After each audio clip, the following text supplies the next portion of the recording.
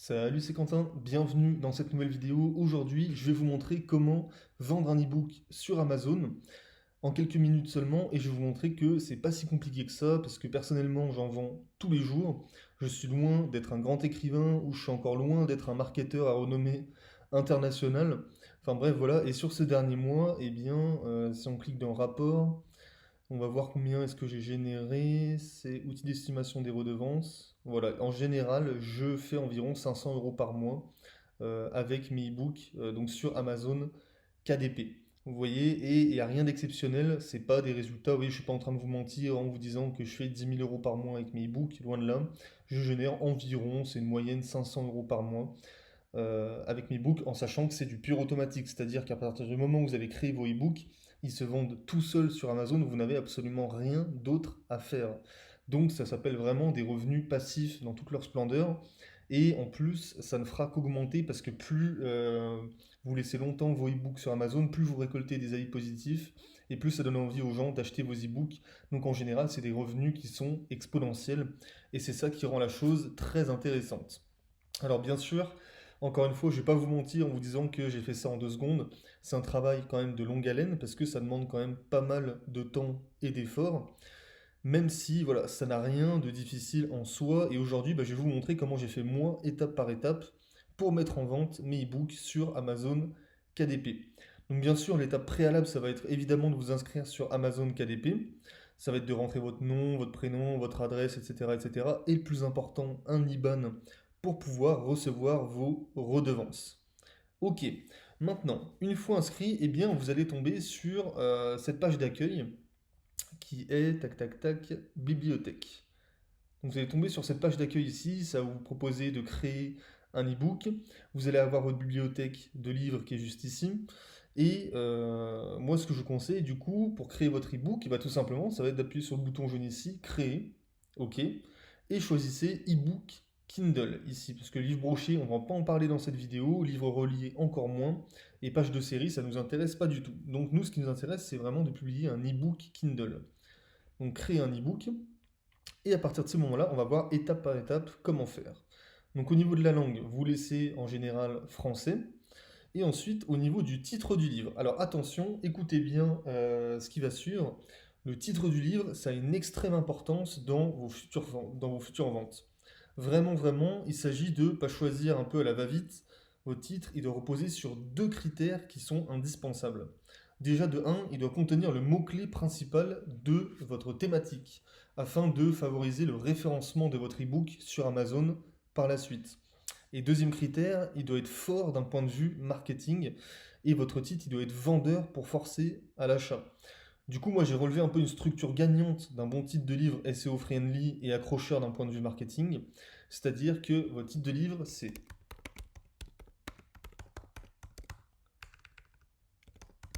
mot-clé principal, deux points. Là, vous mettez bénéfice du livre, moins, et vous venez retirer un frein. Par exemple, ça peut être peur de l'avion, deux points, prendre l'avion sans aucune crainte. Immobilier locatif, deux points, devenir rentier avec 0 € en poche. Investir en bourse, deux points, devenir rentier avec un petit capital, etc., etc., etc. Et grâce à ces structures, eh bien, le mot-clé principal de votre niche, il va être mis en avant, et votre titre a une approche marketing qui est très vendeuse, et donc ça va être bon pour vos ventes, tout simplement. Donc une fois que vous avez choisi le titre de votre livre, eh bien, vous allez devoir choisir un sous-titre. Ok, qui est juste ici. Pour le sous-titre, eh bien, je vous invite simplement à trouver des synonymes de votre mot-clé principal, toujours dans le but d'optimiser le référencement de votre e-book. Voilà ce que ça donne par exemple dans le cadre de notre exemple numéro 1, par exemple sur la peur en avion. Donc je vais le remettre ici, c'était peur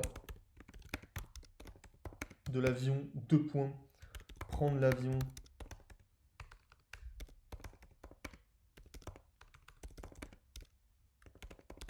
sans aucune crainte, ok.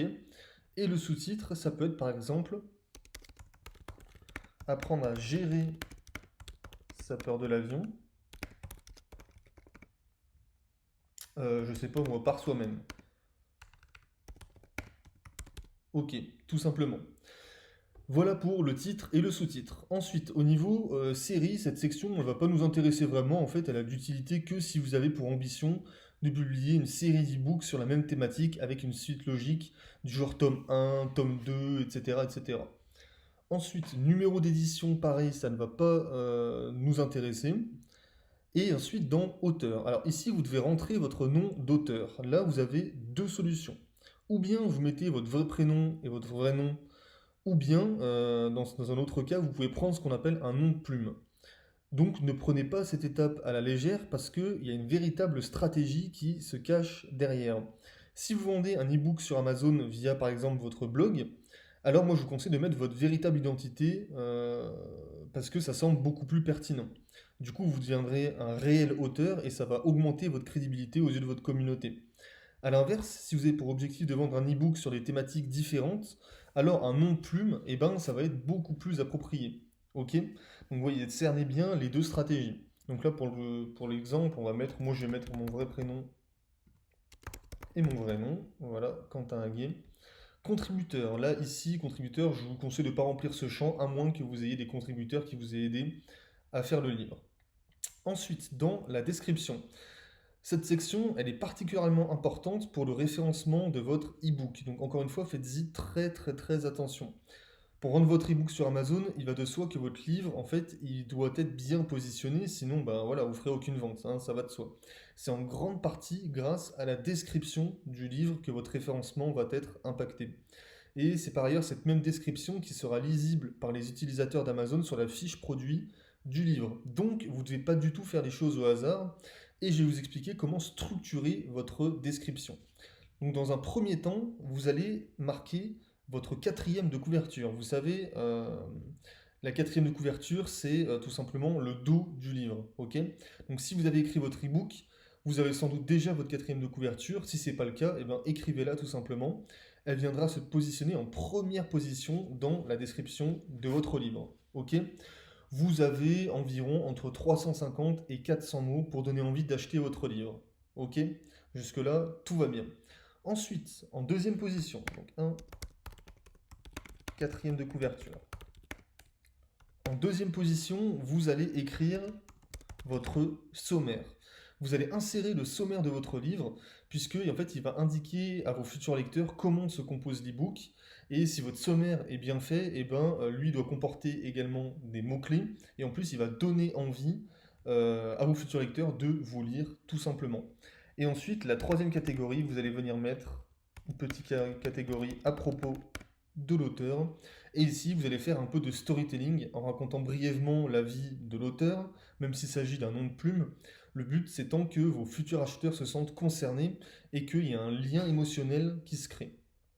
Ok, si vous avez fait les choses comme je vous l'ai dit, vous devriez arriver à un texte, donc tout ça compris, d'environ 1000 mots.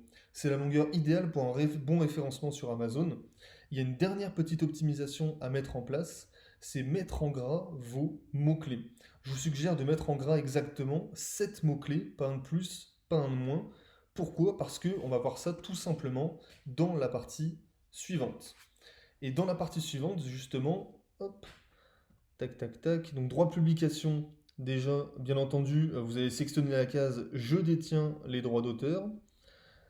Ensuite, dans la partie mots-clés, c'est la partie dont je vous parlais juste avant, cette partie qui est extrêmement importante, vous devez indiquer à Amazon 7 mots-clés qui représentent le plus votre livre. Donc bien entendu, vous allez reprendre le mot-clé principal de votre livre, ainsi que toutes les déclinaisons qui s'en approchent. Pour faire simple, en fait, vous n'avez qu'à reprendre les 7 mots-clés que vous avez surlignés en gras dans la description de votre livre. C'est pour ça que je vous disais de bien y faire attention. Hop, donc voilà pour les mots-clés, donc vous remplissez vos 7 mots-clés. Ensuite, pour la rubrique, donc vous allez définir une rubrique de livre. Donc, par exemple, vous allez choisir fiction, non-fiction, hop, peu importe, et vous allez choisir la rubrique de votre ebook qui s'avère être une étape primordiale parce que c'est comme si vous rangiez votre livre dans un rayon de bibliothèque pour aider Amazon et les utilisateurs à trouver votre livre. Donc veillez donc bien à choisir les bonnes catégories. Pour ce faire, prenez le temps de bien choisir, enfin de bien toutes les parcourir avant de faire votre choix. Donc moi je vais mettre un peu une catégorie au hasard, voilà, enregistrer, tac.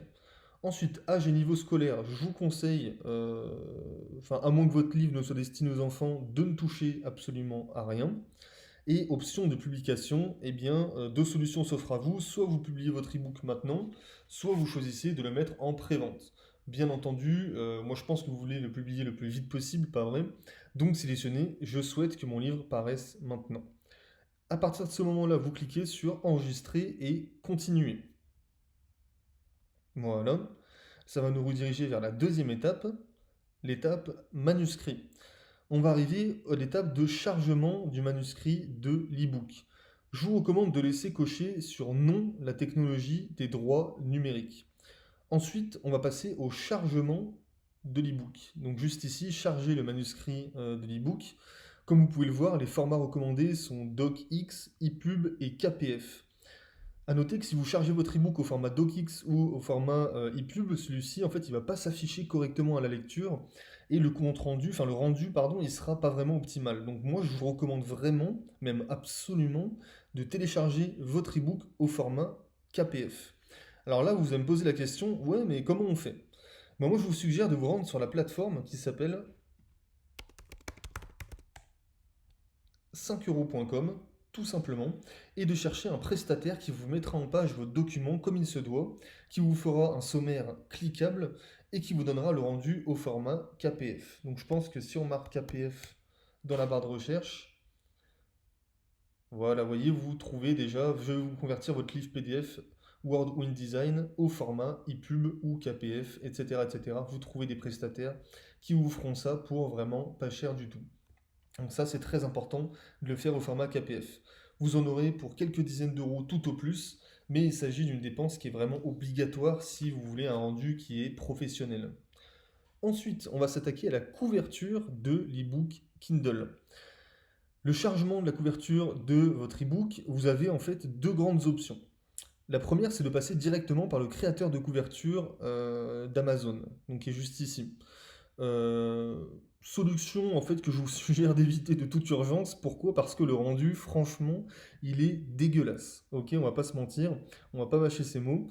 Donc il reste la deuxième solution, ça va être de charger une couverture qui est déjà en votre possession. D'accord? Donc pour ça, vous avez la possibilité de la créer vous-même en vous servant d'un outil comme Canva par exemple. Mais moi, une fois de plus, je vous préconise de passer par un designer professionnel qui vous fera une couverture digne de ce nom, notamment en passant sur 5euros.com, vous trouverez un prestataire très facilement. N'oubliez pas, la couverture d'un livre, c'est la première raison de son achat. Elle doit donc être professionnelle et elle doit donner envie absolument. Donc vraiment, le site 5euros.com, ce sera votre meilleur ami. C'est ici que vous trouverez les meilleurs prix pour vos couvertures d'e-book. Et oui, qui a dit que vendre un e-book sur Amazon était gratuit? Bien entendu, vous ne pouvez pas vous en sortir pour 0 € ou alors vous n'aurez pas vraiment un rendu très professionnel. Et nous, c'est pas ce qu'on recherche. Le rendu ne sera pas au rendez-vous, c'est aussi simple que ça. Donc vraiment, mettez un petit peu d'argent, investissez un petit peu d'argent, au moins vous ferez des ventes derrière. Ensuite, aperçu de l'e-book Kindle.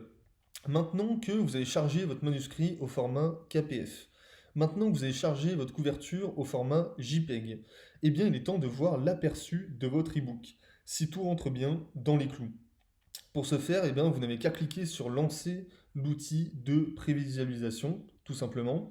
Si vous avez suivi toutes mes instructions à la lettre, alors le rendu devrait être parfait. Ok? Donc là, votre livre ne peut pas être chargé tout simplement parce que je n'ai pas chargé de manuscrit et je n'ai pas chargé de couverture. Donc voilà pourquoi je ne peux pas lancer l'outil de prévisualisation. Ensuite, pour la partie code ISBN de l'ebook Kindle, eh bien les ebooks, ils n'ont pas besoin de code ISBN tout simplement. Donc on peut passer cette section et cliquer sur enregistrer et continuer. Ok, donc là pour continuer, il faut que je corrige toutes les erreurs qui sont mises en surbrillance, c'est-à-dire que j'ai pas chargé le manuscrit de l'ebook et j'ai pas chargé de couverture. Bon, c'est pas très grave. On va passer quand même à la partie qui va être le prix de l'ebook Kindle. Vous allez avoir une partie qui s'appelle inscription à KDP Select. En vous retrouvant devant cette section, vous êtes sans doute déjà demandé ce que voulait dire KDP Select et si oui ou non, vous devez vous inscrire votre ebook. La réponse est oui. En fait, KDP Select, ça va permettre à votre livre d'être davantage distribué en ayant accès à des outils marketing qui sont un peu plus poussés. Je vous recommande donc d'inscrire votre ebook à KDP Select.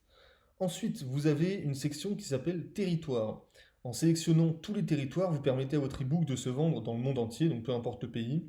Et à l'inverse, en sélectionnant territoire individuel, vous pourrez choisir précisément dans quel pays vous voulez que votre e-book il se distribue.